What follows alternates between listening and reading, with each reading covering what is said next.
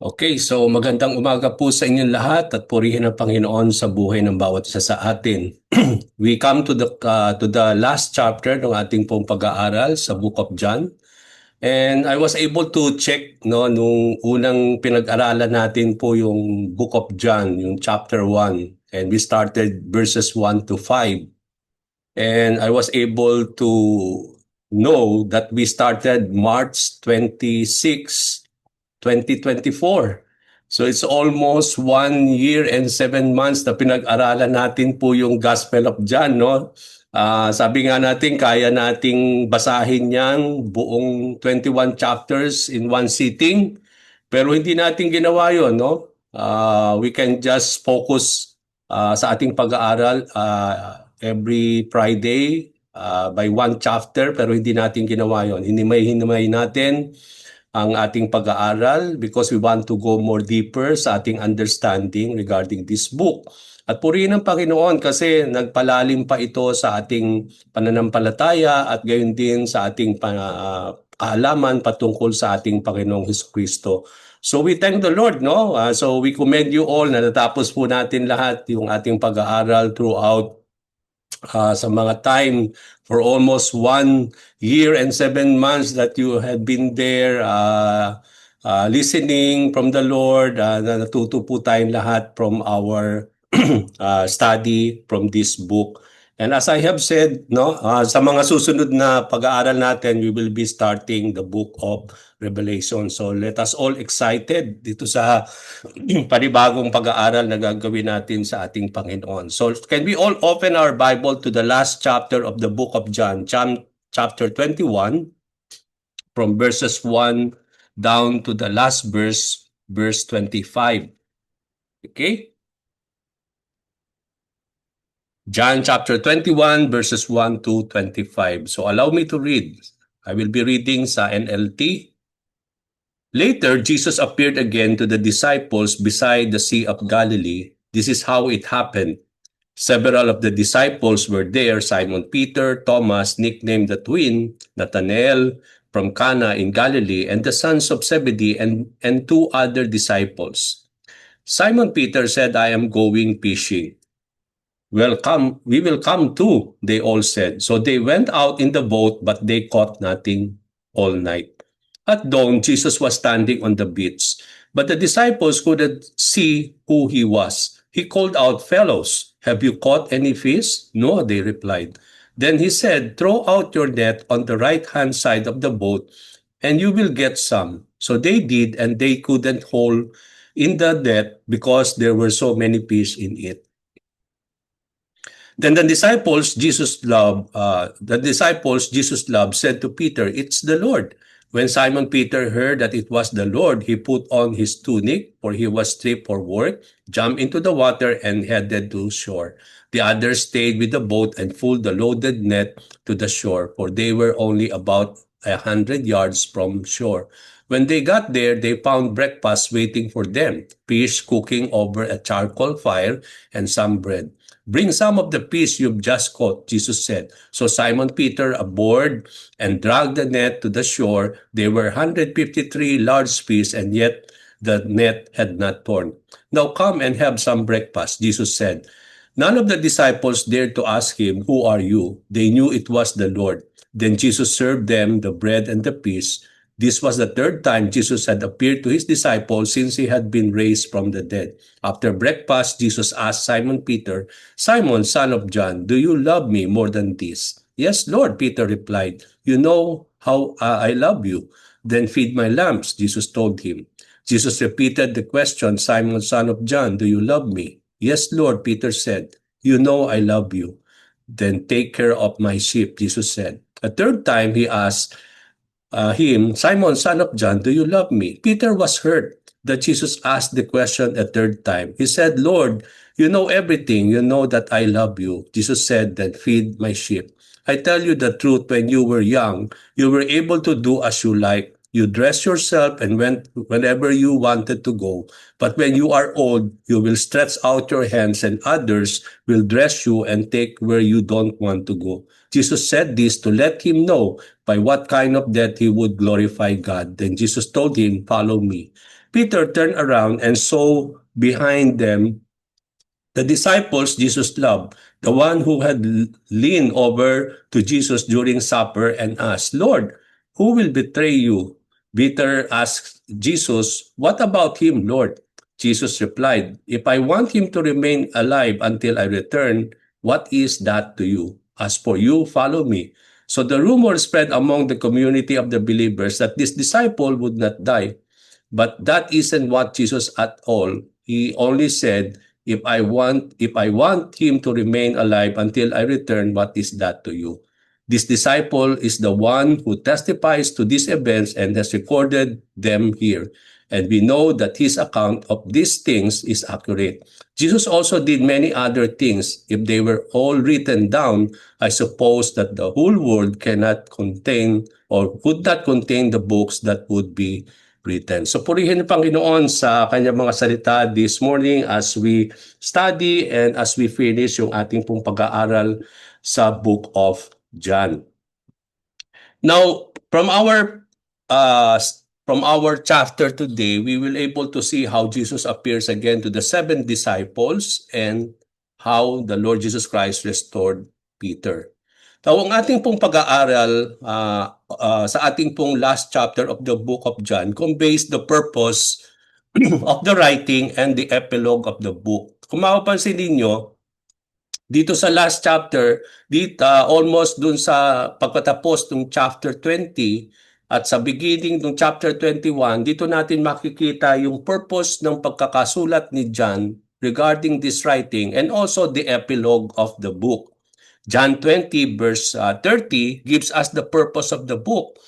It is interesting mga kapatid to notice how John wrote the purpose of the book of his writing at the end of the book. Kasi kung pag-aaralan natin, especially sa mga mga sulat na ginawa ni Paul sa kanyang mga epistles, makikita natin lagi yung purpose ng kanyang writing at the beginning of his writing. Doon pa lang sa umpisa ng kanyang pagkakasulat, malalaman na natin yung purpose ng kanyang mga sinulat na mga letter. But here, compare with John, makikita natin na yung purpose ng book ay inilagay niya at the end of the book, almost at the end of chapter 20 and beginning chapter 21. So what is the purpose of the writing of the book of John? Makikita natin dito, no, nasa chapter 20 verse 30, the disciples saw Jesus do many other miraculous signs in addition to the ones recorded in this book, but these are written so that you may continue to believe that Jesus is the Messiah, the Son of God, and that by believing in Him, you will have life by the power of His name. So dito natin makikita sa John 20:13, sa aking pagkakabasa noon, yung purpose bakit sinulat itong Book of John, itong Gospel of John. Kung hihimayin natin yung purpose ng book na sa pagkakasulat ni John, makikita natin dito that throughout our study, we consulted other gospel parallel accounts to give more understanding and details to those that John did not write. Makikita natin dito, no, may mga isinulat ang mga ibang mga author, sila Matthew, si Mark at si Luke, na hindi isinulat ni John. At dito din natin makikita na John wrote that there are other things that he did not write or record. Dito natin makikita na sinabi mismo ni John, kaya bakit may mga account na wala doon, kasi sinabi nga niya na hindi niya isinulat lahat. Pero hindi ito nagsasabi na hindi ito nangyari. Kundi may purpose si John bakit kinontain lang niya yung writing niya doon sa mga na-record niya compare with the other parallel accounts kung saan naman natin makikita yung ibang mga nangyari na hindi na isulat ni John. Kaya ang ginawa natin sa ating pong deeper understanding, nagpalipat-lipat tayo sa mga parallel accounts upang lubos nating maunawaan yung mga bagay na hindi natin nalaman sa pagkakasulat ng Book of John. Okay? So the purpose of the writing of the Book of John was for its readers to continue to believe in the Lord. So yun po yung pinaka central theme nung pagsusulat ni John regarding his gospel about the Lord is for all of us, for all the readers, for all the believers who will continue to read this gospel, they will continue to believe in the Lord. No? So yun yung pinaka magandang purpose ng pagkakasulat ng John. And I believe this is something that we need from time to time, no? Na kailangan natin talaga na magpatibay palalo sa ating pananalig sa Panginoon. And I believe reading continuously this book of John will continue to deeper more our understanding of regarding our Lord Jesus Christ. Maraming nagsasabi sa inyo, ilang beses na ninyo nasabi, nabasa itong book of John. Pero bakit nagtataka tayo na kahit ilang beses na natin ito na pag-aralan, may mga bagong insight, may mga bagong truth, may mga bagong bagay na ibinibigay at itinuturo ng Panginoon sa buhay ng bawat isa sa atin. And I believe that the purpose of the Lord is for us to continue to believe in Him. So its purpose was to prove and establish the truth that Jesus is indeed the Messiah, the Son of the living God. Hindi lang ang purpose ni John sa pagkakasulat ng itong writing na ito ay patuloy tayong sumampalataya at magpatibay sa ating faith kay Lord, kundi ito ay nagpo-prove at nag-i-establish ng katotohanan na si Jesus ay ang Mesiyas, na siya nga ang tunay na anak ng ating Diyos. That He is indeed the Messiah, the Son of the living God. At ito ay nagpapahayag ng katotohanan kung sino ang ating Panginoon. Its purpose was that by believing in Jesus Christ, bakit kailangan nating maniwala? Bakit natin kailangan sumampalatayang patuloy? Is because our faith and our belief in the Lord will really move us and it will give us and bring us life that is eternal. Kaya nga sabi dito, the purpose was that by believing in the Lord, they will have the power, they will have life, no? By the power of His name. Alam natin mga kapatid that God alone can give us eternal life. And this is done by the power of the name of Jesus Christ. And we all know that there is indeed power in the name of Jesus. So the last chapter naman, kung makita natin, so nakita natin yung purpose sa almost the last verse ng chapter 20. But beginning chapter 21, doon naman makikita natin yung epilogue nung writing. Now, anong ibig sabihin ng epilogue? Yung epilogue is the final or concluding act or an event.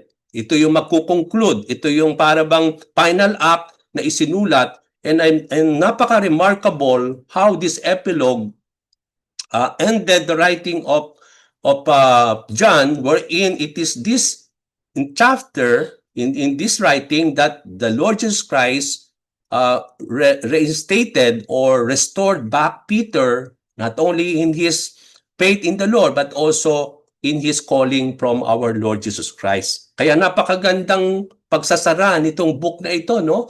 And I believe all of us, no, as we read this book of John, as we started chapter 1 and then we started now to conclude in chapter 21, as we all everything, as we learn from the Lord, parang nare-restore tayo lagi. No? Yung parang nare-repress tayo, nare-reinstate tayo ng Panginoon, kagaya ng ginawa niya kay Peter, na nung natapos natin itong buong chapters ng Book of John, from chapter 1 to 21, today we will concluding it, parang nare-repress tayong lahat. Parang na-restore tayo lahat kung babaybayin natin yung mga napag-aralan natin throughout the 21 chapters. Okay? So after Jesus appeared, makita natin dito that after Jesus appeared to Mary Magdalene, to his disciples, to Thomas, the Lord appeared again to the disciples beside the Sea of Galilee. Now, in our previous lessons, alam natin, magtataka kayo, maayon sa inyong translation, ang binanggit dyan, Sea of Tiberias, huwag po tayo malito. Kung maalala ninyo na napag-aralan na natin, and I explained to you that the Sea of Galilee is also the Sea of Tiberias. So, huwag po tayong magkaroon ng parang there is indeed parang pagkakaiba sa pagkakasulat. But indeed, in reality, Sea of Tiberias is also the Sea of Tiberias. Okay? Now, who were the disciples whom Jesus appeared? Dito sa ating pong chapter. Okay? Now, sa ating pong, they were, sa verse 2 ng ating pong pag-aaral, makikita natin dito, isinulat ni John, yung 7 mga disciples. They were 7 of them.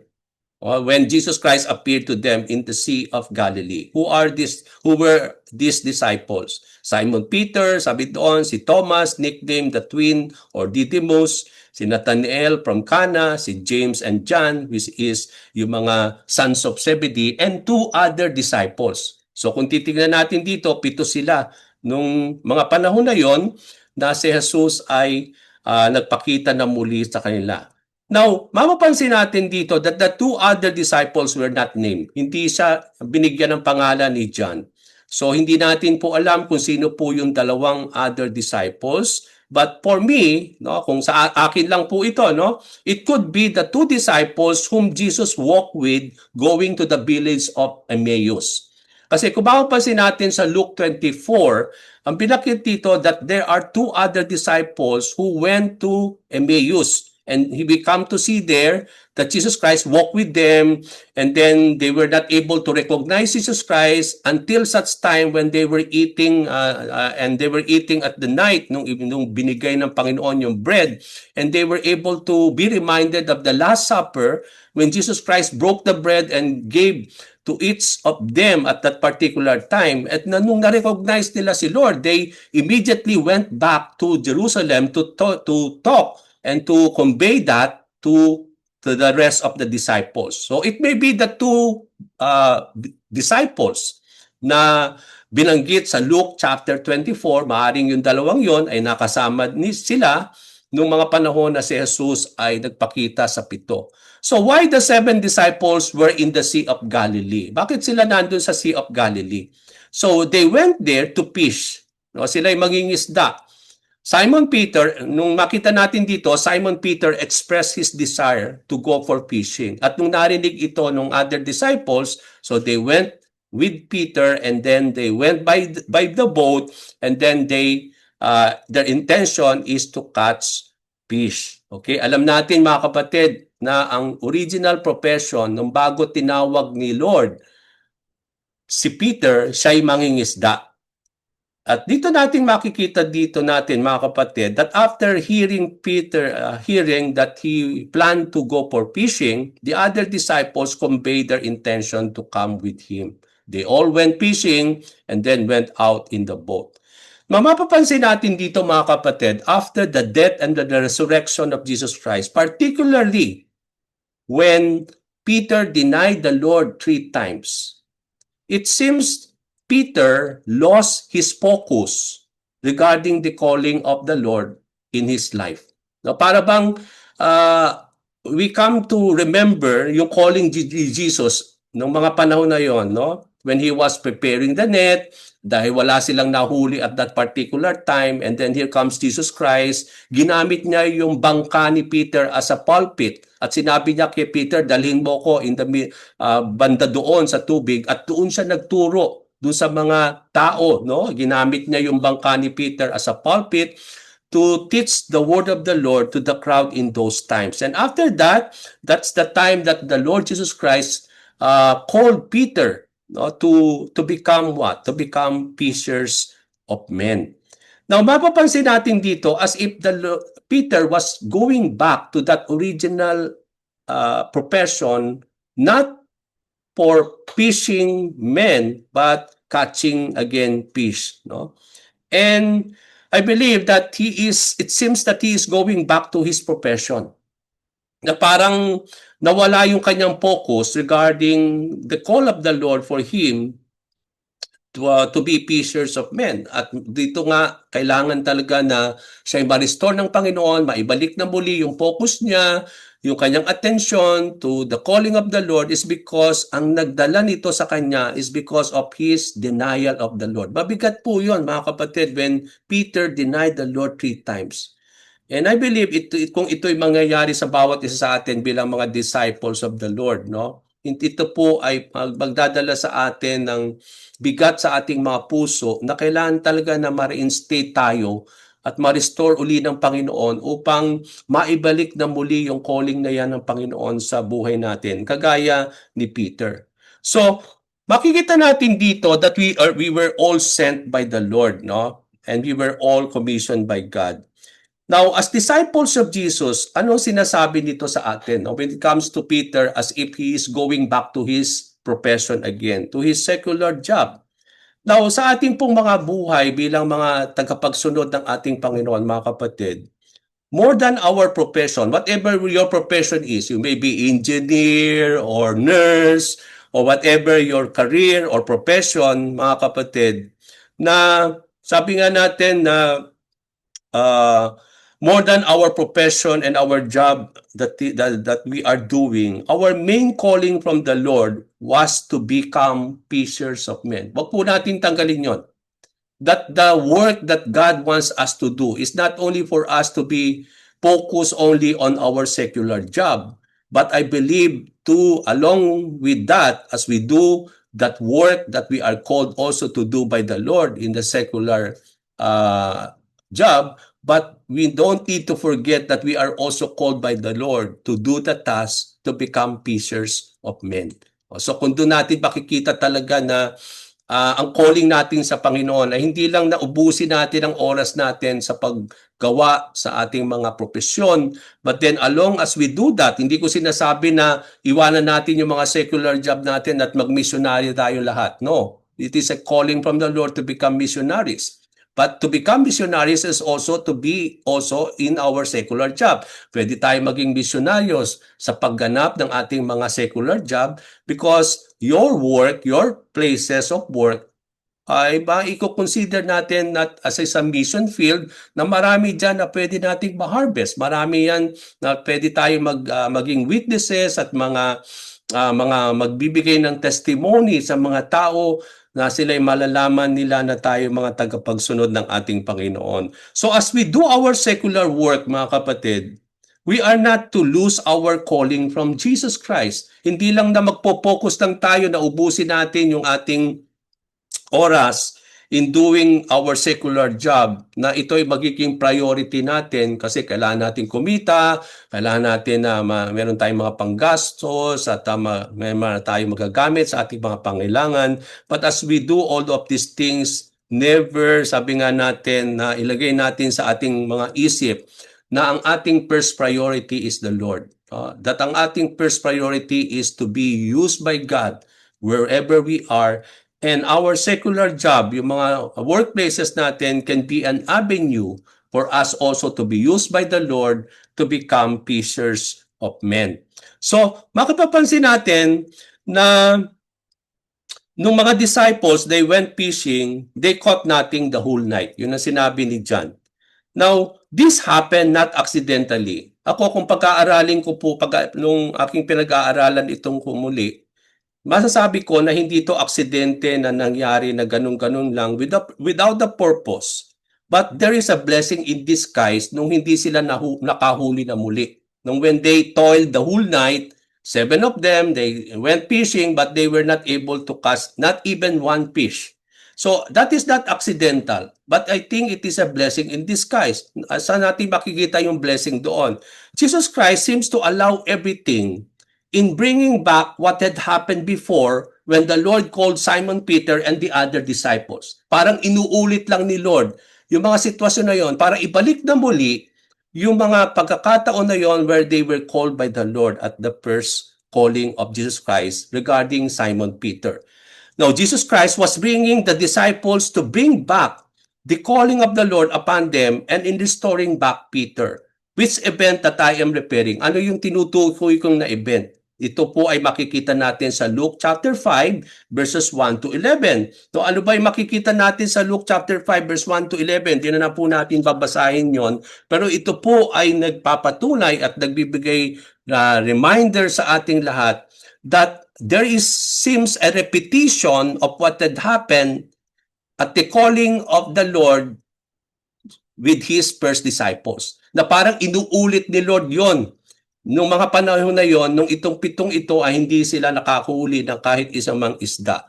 In Luke chapter 5, kung pag-aaralan natin yon, mga kapatid, Jesus used the boat of Peter as a pulpit as He taught the crowd from there. Yun nga yung sinabi ko, after Jesus finished teaching, nung natapos na yung pagtuturo ng ating Panginoon, He asked Peter to go out to the sea where it is deeper and to let down his nets to catch fish. So, nung nagtuturo si Lord, tapos nang mangisda sila Peter.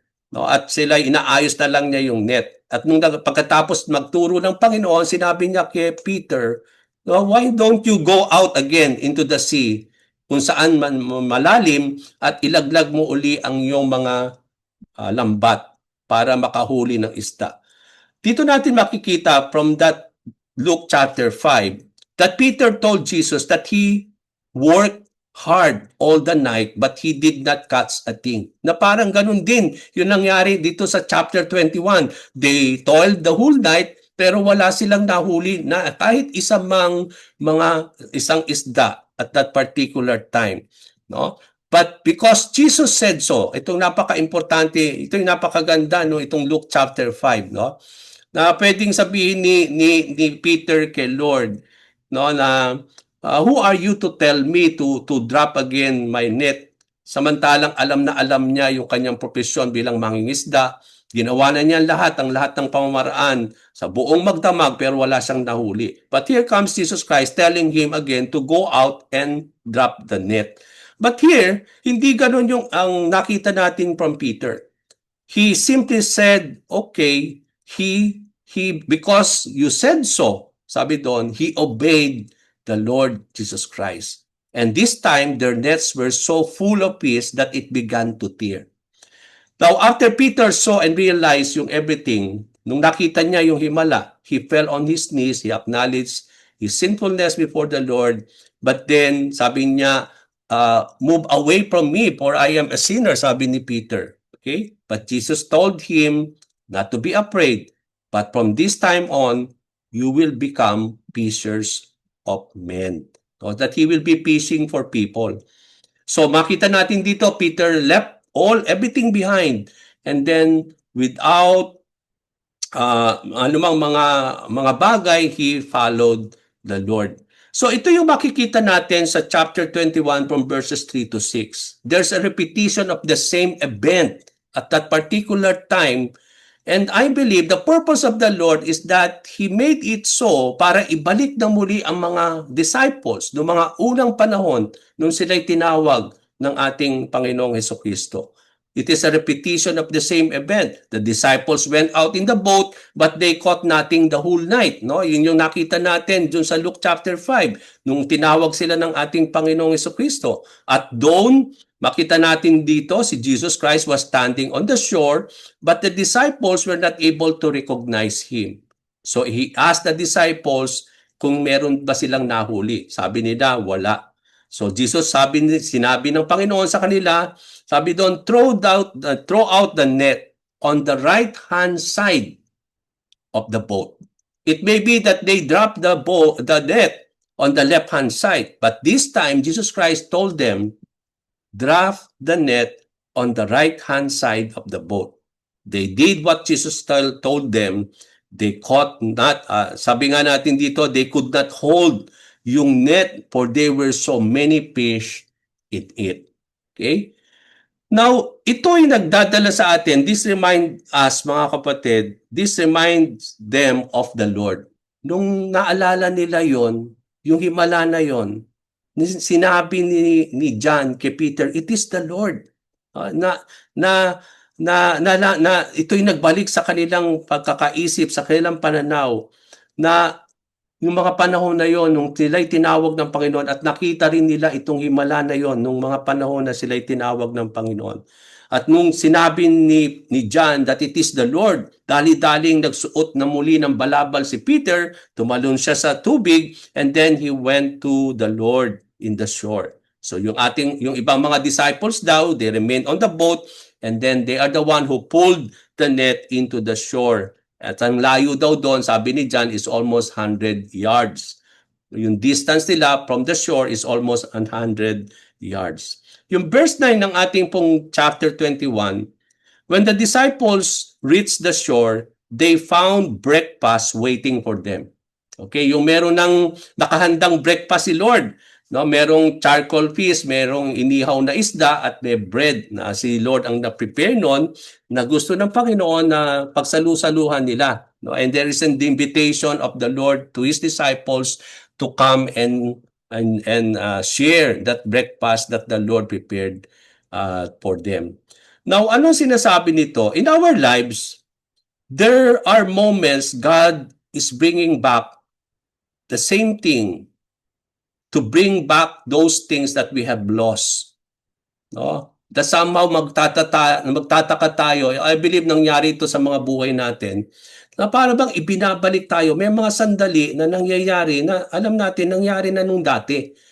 And why it happened again is because I believe God is bringing us back to those things to remind us again of everything regarding our calling from the Lord na para bang nawawala na o parang nagsisway na tayo dun sa calling na yon.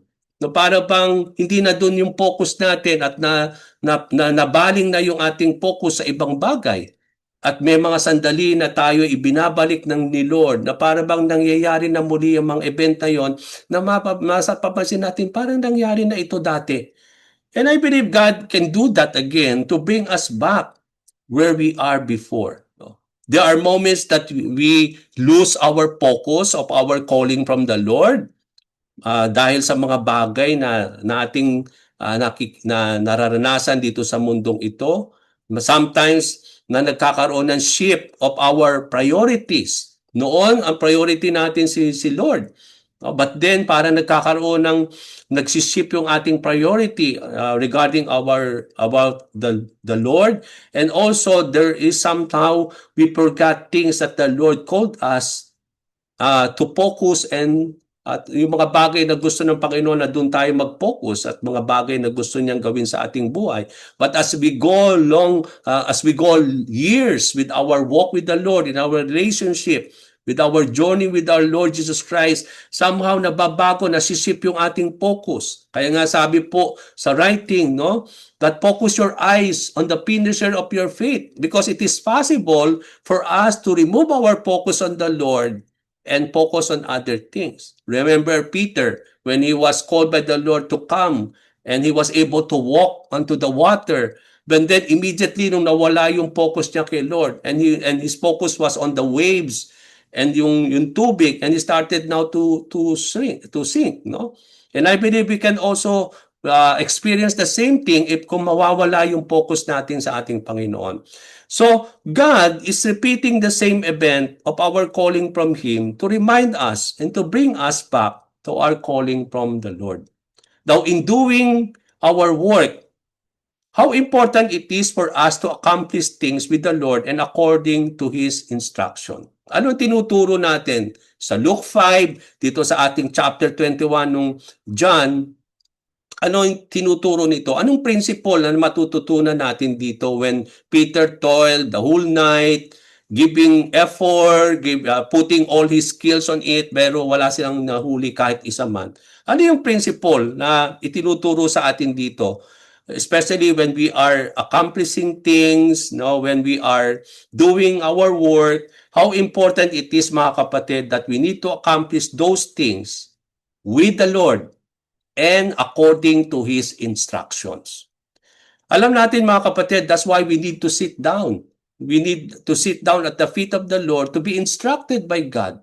That even before we go to our workplaces, to do your job every day, napaka-importante na konsultahin natin ang Panginoon. Hiligin natin ang presensya niya, bigyan niya tayo ng karunungan upang sa buong maghapon ng ating trabaho, kasama nating ang Diyos gumagawa ng mga yon at siya ang nagbibigay sa atin ng kaalaman, pamamaraan, kakayahan upang ito po'y maganap sa buhay natin. Many times we are not successful in doing things because we do it without God in us and not relying, but simply relying on our own strength and our own judgment. Kaya nga dito natin makikita wherein when the Lord God says, put down again your nets and then put it on the right hand side. Iba yung pamamaraan ng Panginoon sa ating pamamaraan.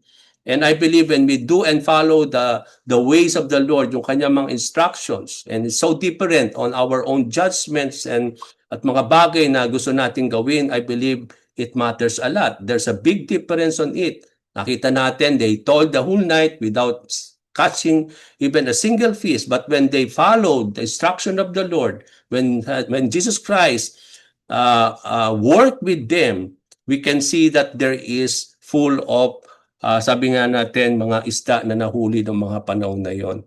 We will become unproductive if we will just rely on our own skills and judgment. But in everything we do, we are to allow God to work with us, mga kapatid, and to rely on His instructions the way He told us. And ang sabi nga, our labor will not be in vain if we do thus. Hindi masasayang yung effort natin, yung oras natin. Come to think, Peter fished the whole night. No? Come to think of that. But then we come to see here that our labor will always be in vain if we will not rely on the Lord and also based on His instruction. So when Peter went ashore, he dragged the net to it, and there were 153 large fish, sabi doon sa writing ni John. Yet the net had not torn. Now, there is bountiful blessing awaiting us in following the instructions of the Lord, and everything would come and it would not come to waste. No? Kapag nandun yung presensya ng Diyos, gumagawa para sa atin, at nandun we are following His instruction, ang kalalabasan nito, no? Just like the 153 large fish, no? It will be bountiful blessings that will be awaiting us if we know how to follow the instruction of our Lord Jesus Christ. And everything would not come to waste. So upon reaching the shore, Jesus invited Peter and the other disciples to have some breakfast with Him. Okay, yun nakita natin. So Jesus Christ served them the bread and the fish. Okay, so none of these disciples dared to ask Jesus, for they knew that it was the Lord. So the Lord will bless us. No? Ano yung sinasabi dito? The Lord will bless us, the work of our hands, and He can make it prosper and flourish. No? Yung para bang nakita natin at that time na the Lord bless yung effort nila, Peter, when they followed the instruction of the Lord, and then nagdulot ito ng blessing. No? Nandun yung it become prosperous and it flourish. But come to think of this, mga kapatid, but even though nakahuli sila Peter at yung mga disciples ng kanilang magiging breakfast, but come to think, there's already a provision of the Lord more than that catch. That there's already this feast that had been prepared by the Lord and the bread that they will be sharing together in that breakfast. When we come to see here that apart from the fruit of the labor of Peter and the disciples, there is still the provision of the Lord came from His own to bless and to share it with His disciples. So sinasabi nito, okay, we will be doing all our jobs. God can bless the work of our hands. No, He can flourish it. He can prosper it to bless us. At ito'y magdudulot ng blessing sa atin. Pero apart from those things, God can still bless us with those blessings na hindi natin po ginawa, na hindi natin pinagtrabahuhan, na ito ay galing sa Panginoon, na He's simply sharing it with us. He's simply blessing us, no? As not as a form of our toil and labor, but it is purely out of grace, out of His love for all of us. No, ang napakabuti ni Lord, nakakamangha si Lord, no? Na bine-bless na tayo sa mga work of our hands. Bless niya si Peter at mga disciples ng kanilang toil and work.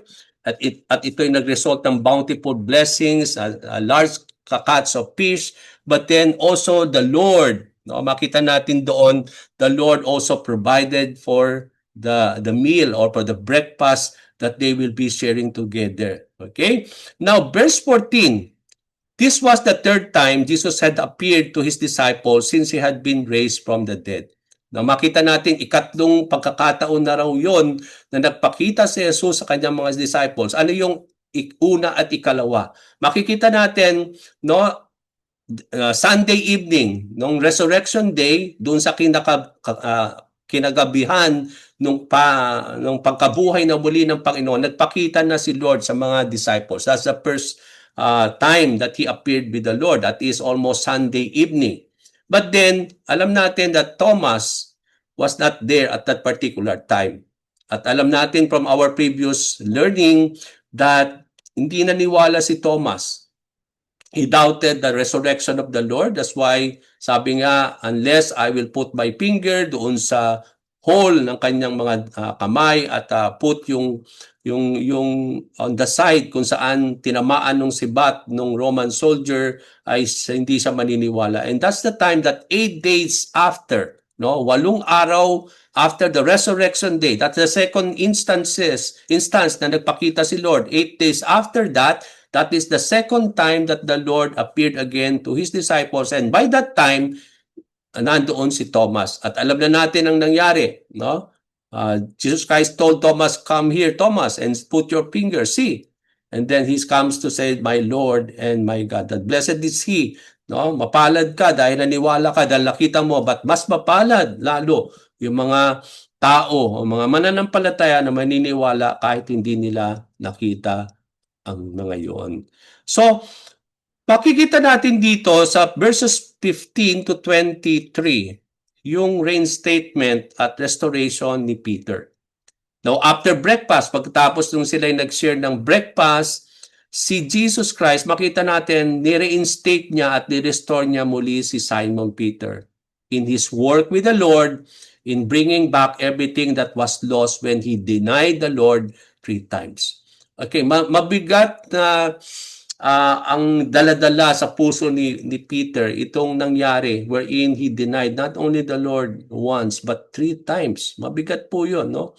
And as a disciple na parang makita natin na parang siya yung leader ng mga disciples, yung he is one of the core disciples na laging kasama ni Lord, that he is thinking of himself that he's ready to die with the Lord, that is willing to go to the prison with the Lord, but here comes that he denied everything and he denied his relationship with the Lord, no? Mabigat po 'yon sa isang disciple. And I believe it will cause setbacks, it will cause things in our lives na mawala yung ating pong atensyon, yung ating focus, yung ang mga bagay patungkol sa ating relasyon sa ating Panginoon. It is so important for Peter to be reinstated by the Lord and to be restored back in his calling from God. Now, it is praiseworthy of the Lord, napakabuti ng ating Panginoon in reaching out to Peter, in restoring him after his fall. Ito yung napakaganda kay Lord, mga kapatid. May mga times na parang nagpapatigas, may mga sandali na parang merong nagpapatigas palalo sa ating mga puso na parang come to think kung yun ay nangyari sa atin, no? Parang hiyang-hiya tayo kay Lord, no? Parang ayaw na nating mapalapit sa Kanya, yung parang bang ayaw mo nang magpatuloy dahil sa nagawa mo kay Lord. But then, what is so good about the Lord? It is the Lord who reached out to him. No, yun yung makikita natin na napakaganda sa ating Panginoon, no? May mga times na nadadown tayo sa mga bagay, no? Para bang wala tayong kalakasan lumapit kay Lord, na parang nagugupo tayo ng ating pinagdadaanan. But then what is so good about the Lord? That even though we don't reach to God, it is He who will reach out to us, no? And to reinstate us, to revive us, to restore us. No? And that is what's so good about the Lord. And this tells us that even we stumble and fall. Kasi hindi naman sinasabi doon that we will not stumble and fall as disciples. It is still possible for us to stumble and fall and to fall short of the glory of the Lord and His calling upon our lives. Posible po mangyari yon sa buhay natin. But then, even though we will stumble and fall, the Lord wants us to be restored back in our walk, in our journey with Him. And that is what the Lord God says. Ilagay natin sa isip natin, no matter what make us to fall and stumble in our walk with God, bangon po tayo mga kapatid, because God wants us to be restored always. He wants us always to continue our race, no, till the time that we will able to cross that finish line. Huwag po tayong tumigil, no, sa ating pong journey with our Lord, because I believe it is still possible for us to stumble and fall. But then what is so good is that God wants us always to be restored in our journey with our God. Like Peter, there will be times that we will fall and deny and betray God. And I believe many times we do that. Ilang beses na po nating nagawa yan sa ating mga buhay. But then what is so good is that we realize our shortfalling, and then we always come to the Lord. And what is so good is that, sabi nga, when we come to the Lord again and humble and accept our shortcomings, He is always ready to restore us. He is always ready to bring us back to our passion, to our calling from the Lord, no? And what is so good about it, no? And like Peter, I believe that Jesus sometimes sometimes is doing, or he's putting us that guilt, no? So that we will able to realize, to para magising tayo sa katotohanan, that we are really unworthy servants of the Lord, of the things that we have done, no? And instead of coming to the Lord and to seek grace and mercy, sometimes parang nahiya tayo lumapit, no? But then, instead of coming to seek and grace and mercy, we try to move out from Him and going back to our old sinful life, no? And that's what we can see from Peter. Napakainam naman, napakadali naman lumapit ni Peter to say to the Lord, Lord, sorry, I denied you 3 times. Ang dali, pero hindi natin nakita yung kay Peter, no? Till the time that it is the Lord who reached out to him and for him to be restored back to the Lord. So, ang tinuturo nito mga kapatid is that in times that we stumble and fall, the most important thing for us is to come to the Lord and seek grace and mercy and admit our short coming and shortfalling from the Lord for us again to be restored back into our relationship with God. No? So, I will believe that there are times we feel we run out of hope to continue. We simply want to give up because of the things that we have done for the Lord.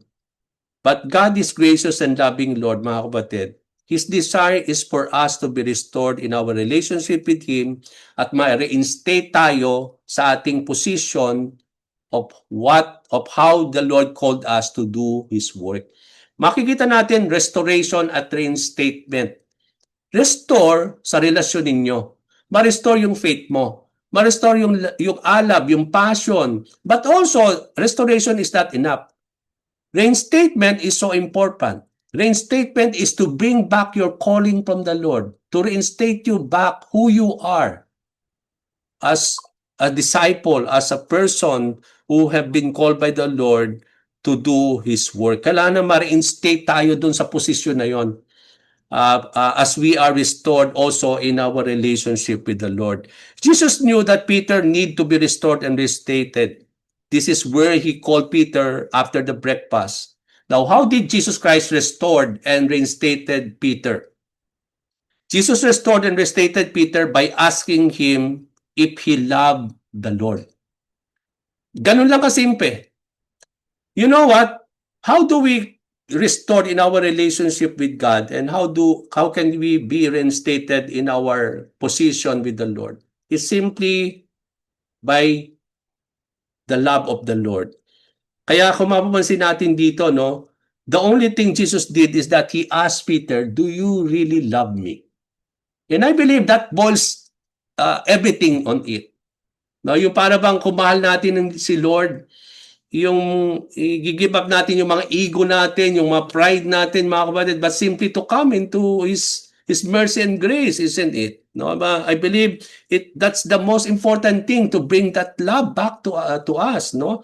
And to realize how we really love the Lord. No, kaya nga God's way of restoring us back in our relationship with Him and restating back in our position as His children is by way of bringing back His abundant and never-ending love for you and me. Ganun po kasimple yon.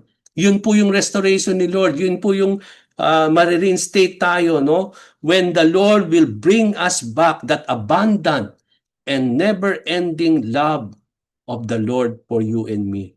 Jesus asked Simon Peter by asking him, do you love me, Peter? 3 times. Others said, Bakit tinanong daw ni Lord si Peter 3 times is because it is also Peter denied the Lord 3 times. No? It may be, no, at maaaring yun din ang dahilan bakit tinanong ni Lord si Peter 3 times. But I believe it is not the number. Jesus could ask Peter 5 times. Jesus could ask 10 times Peter, no, to restore him back. So hindi po the number. But I believe the reason for that is that Jesus could ask Simon Peter more than 3 times. But out of that, ang hindi po yung bilang kundi yung question ang mahalaga doon. And out of that question, in asking Peter 3 times, is what matters a lot. If he loved Jesus, sabi dito, if he loved Jesus is for the purpose of restoring him in his love for the Lord and also for the purpose of restating Peter in his position as disciples in bringing him back to his calling as fisher of men. So napaka-importante na matanong uli ni Lord kung mahal ba niya talaga si Lord, no? And I believe putting back that love for the Lord will bring it back, and what will make Peter to be restored and to be restated. In what aspect Simon's love that Jesus, in what aspect of Simon's love for the Lord, kung paano siya ma-restore at ma-reinstate? First, makita natin, Jesus asked Peter 3 times, no? Now, yung unang tanong ni Lord, sabi niya, Simon, son of John, do you love me more than this? Okay, may binanggit si Lord, this. Ano yung this na tinutukoy niya? Mahal mo ba ako more than this? No?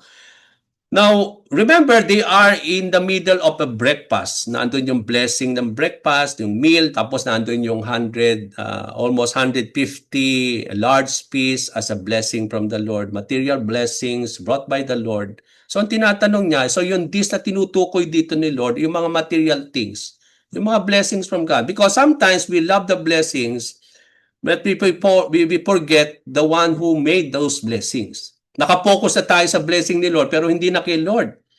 No, so I believe that matters a lot, no, in to refocus again Peter is to move him out from those material blessings, to move him again to the blesser, to the one who blessed him all these material blessings. And I believe that is the same thing that God is continuously restoring us, to refocus ourselves from those material things, from the material blessings that the Lord is giving us, and focus more on the one and the God who gives those blessings to all of us. So yung this na tinutukoy dito, yung mga material things, mga blessings, it is possible to love Jesus less more than the love for our riches and wealth. Maaring second lang yung pagmamahal natin kay Lord sa pagmamahal natin sa trabaho natin. Kasi yun yung form ng mga kung saan tayo kumikita, no? At sometimes yun ang priority natin. Second na lang si Lord sa ating priorities. Sabi nga natin, to love Jesus less more than our love for the Lord is something na sabi nga natin na ito yung nagpapatunay that we are not really disciples of the Lord. When sabi nga natin, love for the world and everything in it is enmity with God. So we declare ourselves enemy of God pag minamahal natin ang mundo at ang lahat ng mga bagay dito sa mundo. Kasi may mga sandali na napopokus tayo sa mundo, sa mga nandito sa mundo, no? Instead of focusing ourselves from our God, no? And from our calling from the Lord. Kaya nga sabi dito, kailangan ma-restore na muli si Peter sa kanyang pananaw sa mga bagay na meron siya, sa mga blessings ni Lord, and focus against himself on the one who made all those blessings possible. So why ask Peter 3 times if he loved the Lord? Jesus knew the upcoming responsibilities of the future ministry of Peter. Alam natin si Peter in the book of Acts. Iba siyang Peter. No? Hindi ito yung Peter na nakita natin sa gospel, the very arrogant, the very puno ng very proud sometimes, no, na Lord, I'm willing to go to the prison with you, but hindi naman talaga, no, in reality takot siya, no, na he denied the Lord. But we come to see a different Peter in the book of Acts. So alam ni Lord na merong gagampan ng mga halagang bagay, yung calling na yon ni Lord, at napaka-importante na ibalik ni Lord yung restoration na yung kay Peter, dahil alam niya na magagamit siya ng Panginoon later on. So napaka-importante yun. No? It is important for Peter to declare his love for God and for the Lord, at para i-declare yung kanyang unswerving obedience to Him, to prepare him dun sa kanyang gagampanan sa Book of Acts, na alam ni Lord na meron siyang gaganaping mga bagay after He restored Peter back. So when Peter replied to the question of Jesus if he loved him, he affirmed his love for the Lord by saying, "Yes, Lord, you know that I really love you." Now, in our lives, many times we say that we love the Lord. But in reality, talaga bang mahal natin si Lord? Kasi bukang bibig sometimes lang. Pero hindi ito nakikita the way we live, the way we obey, the way we trust, the way we deal with in our relationship with God. Madaling sabihin, Lord, just like Peter, you know, Lord, I love you. Pero in reality, I believe there's something else, no? May mga reservation pa rin yung ating pagmamahal sa ating Panginoon. Now, in studying the contrast of the word love, ilang ulit binanggit ni Lord, "Do you love me, Peter?" And then Peter will say always to the Lord, "Yes, you, Lord, I love you." Now, there's a big difference of that love of the Lord at yung love ni Peter. Because yung love ni Lord na hinihingi niya for Peter is the agape love, no? Peter, sabi niya na, no, yung love na tinatanong ni Lord dito is yung love na agape, yung unconditional. Do you love me unconditionally, Peter, more than this? Okay, yun yung tanong ni Lord, agape love, no? Do you love me, no? Do you agape me, Peter? Now, yung tanong, yung sagot naman ni Peter, hindi agape. Yes, Lord, pileo, I pileo you, o I love you. Okay, so hindi po agape yung sagot ni Peter, no? Kung titingnan natin yung original manuscript. Kaya mapapansin natin dito yung even in our walk with the Lord, we can see the different kind of degree that we give to the Lord. Hindi po agape love, unconditional. Pero si Lord, ang conditional love ang binibigay sa atin. Pero yung sa atin, pileo, at ang pileo love is conditional. Kasi pag sinabi nating brotherly love, nakasalalay yon kung maganda ba yung pakikitungo ng taong sa'yo, kaya minamahal mo siya. So, may condition lagi, yung pileo love, na hindi mo siya mamahalin kung wala yun.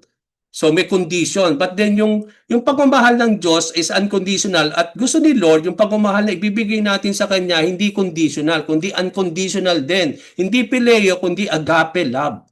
And that is what the Lord is trying to bring back to Peter, to restore him, to remove that pileo love and bring that agape love to him. So doon natin makikita, no?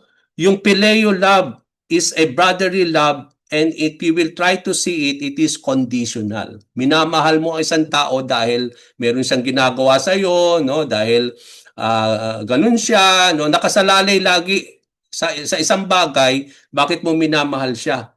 Pero yung unconditional love is different. Walang reservation, walang mga condition, kundi simply you love that person because God loves him as well. So ganun yung love na gusto rin ni Lord sa atin. And I believe all of us needs to be restored like Peter in our walk. No? Kailangan natin talaga yung agape kind of love na yun din ang gusto nating ibigay sa ating Panginoon. Jesus asked Peter 3 times in order to instill in his heart that he has to love the Lord unconditionally. The Lord wants Peter to move him from pileo love to agape love. He has to love the Lord unconditionally in preparation for his ministry that was called by God for him to do. So it was interesting, mga kapatid, also to notice that whenever Peter replied that he loved the Lord, Jesus would reply back by feeding and taking care of God's flock or sheep. Okay, pag sinasabi ni Lord, Lord, you know I love you. Feed my lamb. No, no, pangalawa, take care of my sheep. Okay, so nung tinabi niya, Lord, I love you. And then here comes the Lord na that he needs to care for his flock. So Jesus was establishing the truth that our love for Him is not to be said by words. Madaling sabihin, Lord, I love you. Pero sinabi ni Lord, okay, show that love by feeding my sheep. Show that love by taking care of my lamb. So in our lives, no, madaling sabihin that we love the Lord, but it should be best shown by that love and care for other people, especially for the believers alike. No, kung sasabihin daw natin na mahal natin ang Diyos, ito'y maipakikita natin sa pamamagitan ng pag-love at pag-care din sa mga tao, especially sa mga mananampalataya. Doon daw natin maipakikita ang pagmamahal natin sa Panginoon. When we feed the sheep, when we feed the lamb, the flock of the Lord, no? When we take care of them, when we love people, when we love and care for others. Because sabi nga natin, God loves them all. God loves all people. Hindi, walang reservation ng love ni God. Hindi dahil mahal niya ang mga Christian lang, yung iba hindi. No, He loves all the people. And that's what the same thing that God wants us to show, that in loving God, you have to love also other people. Yun nga yung first and greatest commandment. That we have to love the Lord with all our heart, with all soul, mind, and strength. At the same thing, we have to love our Lord the way we love Him. Dati nga, the way we love ourselves, but the Lord, ni-revise niya. Nilagay niya sa much higher degree yung pagmamahal natin sa kapwa. Sabi niya, di ba dati, love others as you love yourself. Pero di ba, in-establish ni Lord yung mas higher degree of loving others. Pero sabi niya, you have to love others the way you love me na. Yung the way we love the Lord. Hindi na you love yourself, but the way we love the Lord. Yun din ang ibibigay nating pagmamahal sa ating kapwa at sa ating kapwa mananampalataya. Okay? So, Jesus was establishing the truth, no, of that thing. No? If we love Jesus Christ, we are to love others and care for them. Verse 18, malapit na tayo matapos. Jesus was prophesying the form of death that Peter would experience. Kaya dito sa verse 18, makita natin ang sinasabi dito ni Peter na ni Lord kay Peter, he is prophesying or establishing the truth, yung magiging form of death ni Peter, kung saan magtatapos si Peter after he will do the work of the Lord. No? It was a type of death that would glorify the Lord. So yung kanyang kamatayan would glorify Jesus Christ. And I believe in our lives, no, kapag bawian tayo ng buhay ang bawat isa sa atin, as we do our work with the Lord, our prayer also is that in all the things that we have lived, in all the things till our death, it will bring glory to the Lord. Okay? It also reveals that when we are still unbelievers, we were able to do whatever we want. Di ba sabi niya kay Peter, nung ikaw ay bata, nagagawa mo yung lahat ng gusto mo, no? But when we become old, no, hindi mo na magagawa yon. Other people will dress you, people will do it for you, no? So anong sinasabi nito sa atin in reality? In reality, nung tayo mga unbelievers pa, kaya natin gawin yung kung anong gusto natin, no? Hindi natin kinukonsider yung kalooban ni Lord, hindi natin iniisip si Lord, iniisip lang natin yung mga sarili natin. But when we become believers, we become like old people na nagre-rely na lang tayo sa ibang tao, and that reliance is on God, no? And I believe that that's what that is something that the Lord is trying to say to all of us, that when we are able to know God, but now that we are in the Lord, there are things that would not happen the way we expect, the way we want to, is because sabi nga natin, it will be different, no? As believers, as being now in the Lord. Peter will become a martyr in his faith. No, alam natin mamamatay si Peter later on, no, in fulfilling the ministry that God has called him. At sabi nga natin dito, yung he become martyr, sabi nila, he was also nailed on the cross, no, when Peter became a martyr. And Jesus simply called Peter to follow him just like when he called him at the first time. So verses 21 to 22, no, as we are about to close, after hearing Jesus telling him the form of his death, he turned around at nakita niya ano niya, no, pinagdiskitihan niya si John. Eh bakit si Lord, ako lang yung dinidiskitahan niya, yung ibang ito si John, no? That's why he replied, what about him? No, para bang nakapokus si Lord sa kanya, samantalang ito sila John, no, hindi naman pinapansin ni Lord o hindi dinidil ni Lord si John, no, at that particular time. So he turned around and he saw John at that particular time, and then he asked the Lord, what about him? And then Jesus replied back, it is not of your concern. Sabi niya kay Peter, if I want him to remain alive until I remain, what is that to you? Ano ang dating nito sa iyo? Okay? So as for you, sabi ni Jesus Christ, follow me. Just focus on me, sabi ni Lord. Follow me. So ano sinasabi nito sa atin, mga kapatid? In our lives, we tend to question God and contest with Him. He's dealing with us. Pero napansin natin, ba't hindi naman dinidil ni Lord yung si kapatid na yon? Ba't ako lagi ang dinidiskitahan niya? No, sometimes ganun yung attitude natin, no? Yung response natin kay Lord when we are dinidil tayo ni Lord, i-restore niya tayo, na para bang pinabalingan natin yung ibang tao na para bang, bakit ako lang? Hindi naman niya dinidil yung ganun. No? Parang tayo si Peter sometimes, what about this man, this John?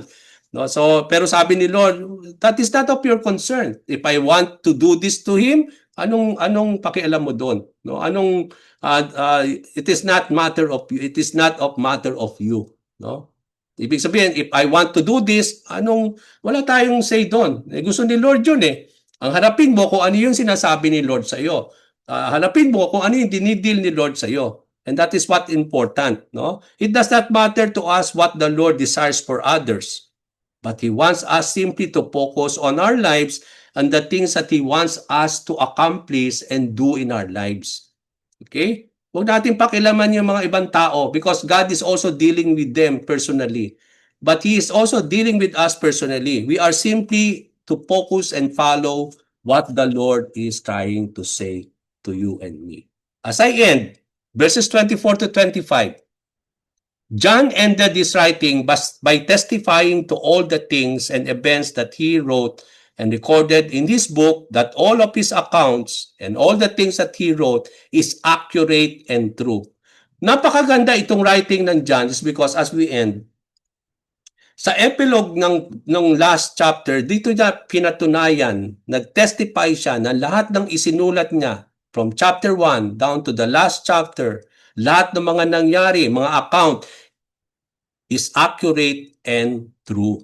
Yun yung ipinapahayag niya. Sabi niya rin, Jesus did many other things that He was not able to wrote and recorded. Yun yung nagpapatunay na sometimes bakit hindi natin nakikita yung ibang mga nakikita natin sa Mark, Matthew, and Luke is because ipinapahayag din ni John na may purpose siya, bakit yun lang ang kanya ni-record, pero hindi sinasabi niya na hindi ito nangyari. But he just recorded on everything that was written in his writing. Sabi niya, merong mga other things na hindi niya naisulat. That sabi doon that if he were able to wrote it all, kung ito'y isinulat daw niya, yung lahat ng account na yan at wala siyang nakaligtaan, ang sabi niya doon sa last verse, the whole world could not contain that book that would be written. Ano sinasabi nito as I end? Tingnan niyo po yung Bible ninyo, no? If I will show you my Bible, ganito kapal. Okay? This is the Bible that we have. Now, some of the writings here, especially sabi nga ni John, ay hindi na isulat sa librong ito. But then it doesn't mean na hindi 'yon nangyari. Pero sabi ni John, kung ito'y isinulat lahat, the whole world cannot contain the book that will be written. Tingnan natin, no, as I end, I challenge you all. Ganito kanipis yung ating Bible. Ganito lang kanipis, pero hindi pa nga natin mabasa eh. No, hindi nga natin mabasa, ganito nga lang kanipis. Come to think, kung isinulat lahat, naging double ang tick nito. Kung doble pa nito ang tick ng isinulat lahat ni John, isinulat lahat ng mga writer, yung mga nangyari, at ang sabi ni John, the whole world cannot contain the book that will be written. So hindi natin alam, baka triple pa ng kapal nito yung Bible na yon, na buong account na nangyari. So, ang sinasabi natin dito, kung ganitong kanipis nga yung Bible, hindi nga natin nababasa. Paano pa kung ganung kakapal, isang dangkal ang kapal ng Biblia na babasahin natin? That all the things were written to us. So, yun po yung challenge natin mga kapatid. If the Bible that we have now is still not being read in spite of those written in it, how much more if the writers like John wrote everything? Kung itong mga naisulat, kung gagaya na isulat sa Bible natin ngayon, ay hindi pa rin natin mabasa, paano palalo kung isinulat lahat ng mga writers yung mga nangyari ng mga panahon na yon? It could be more thicker Bible that we will have today that leaves us more harder to read and harder to understand. So praise be to the Lord that we have come to an end of our study in the book of John. So purihin ang Panginoon. Let's continue to bring back that passion, our calling from the Lord as we have been restored, no? We have been restated also by the Lord throughout our study in this book. So praise be to the Lord, and I bring this back to Sister Brenda as I stop the recording.